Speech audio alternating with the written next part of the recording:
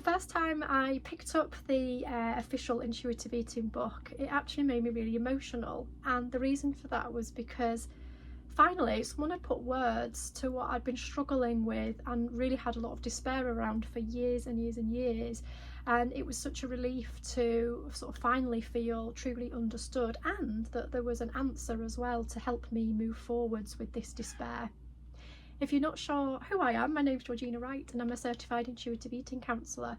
I spent years hating my body, did so many diets I lost count, and that resulted in binge eating, overeating and emotional eating, and really just feeling dreadful about myself. So my aim with this channel is to share with you how I healed that and I'm now in the best health possible, physically, mentally and emotionally. And the key to that was my discovery and implementation of intuitive eating. So in this video, I'm going to share a little bit about what to expect when you come to intuitive eating, and things that might help you that I didn't know when I first came to it, but that are really valuable to set you up for success. So the first big thing to mention is how long it takes. When you come to intuitive eating, usually you've done so many diets, and I don't know about you, but when I did lots of diets, there was always a time scale. They were very structured, very specific, very rigid, and you were usually looking for some sort of transformation within weeks or months at the most, like say 3 months or something like that. And intuitive eating isn't like that. It doesn't ask you to follow a timeline, because the aim of it is to connect you back in with your body's inbuilt wisdom and inbuilt hunger and fullness cues, etc., and really to learn how to trust yourself again. So you don't actually need a timeline on that. And when you start the work, you'll notice little wins straight away. So those little wins will build up your confidence to stay with the process and see it through. But as an average guideline, if you don't have anything very, very complicated with your eating patterns, such as an actual eating disorder, but you've just got general disordered eating from doing diets, then the average timeline would be like around 6 to 12 months or something around that mark. So imagine if you did this for 6 to 12 months, and then for the rest of your life, you've got the skills to really support yourself without having to diet again. I don't know about you, but that sounds pretty good to me.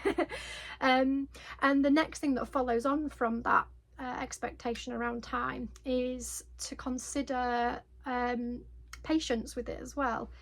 You know, it's a wonderful framework, but it does take patience and practice. So you will learn new skills that you'll need to practice regularly in order to then get the results as part of the intuitive eating.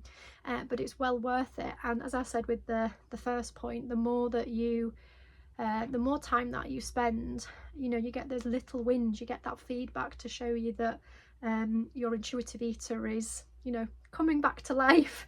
And you know, that's a really rewarding experience, especially when you know that it's leading towards a permanent change for you in your overall health improvements in the long term. And there's loads of studies as well that have been done on intuitive eating to demonstrate those wonderful health benefits that you will gain from becoming an intuitive eater. The other thing that is, again, a good one to mention is there's a bit of a misconception with intuitive eating that it's an eat whatever you want diet. That's often the phrase that's coined with it. Eat whatever you want whenever you want.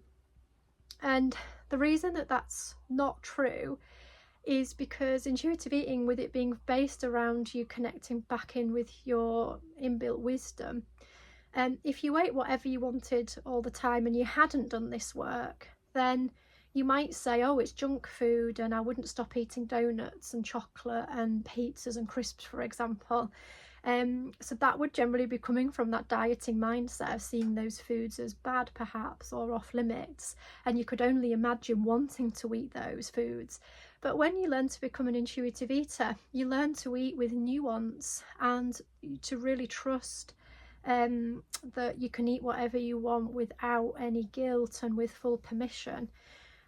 What generally then starts to happen, this is the magic of intuitive eating, is that you start to realise that you don't actually crave pizza and chocolate and crisps all the time, and it also wouldn't make you feel physically brilliant to do that all the time. And so the framework allows and helps you to unravel all those like thoughts and beliefs that go around your head that come from dieting about how you feel about food, so that you can actually start to just really see food more neutrally, and also use a process called habituation to work with foods that you currently maybe would see as off limits, like chocolate, and so that eventually becomes like as neutral as the same in feeling towards it as eating an apple, for example. And then with all that in mind, what emerges as an intuitive eater is an overall balance and variety of a range of food groups that make you feel physically well but also mentally good as well, and that really gives you such a fantastic level of health. If you've got any questions about what I've shared there, then do feel welcome to let me know.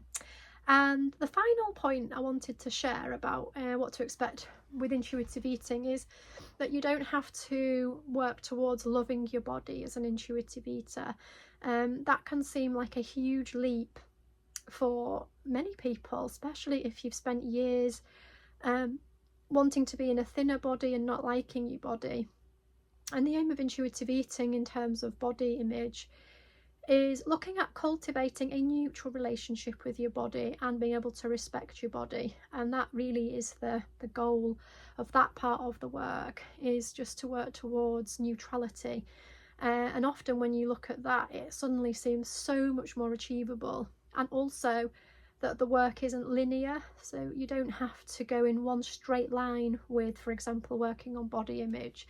You'll have some days that feel easier than others, and it's just giving you the tools and skills to navigate a more challenging body image day, as well as acknowledging an easier day, so that you can come back to that sort of more neutral standpoint around your body quicker and quicker, the more that you do the work as a practice.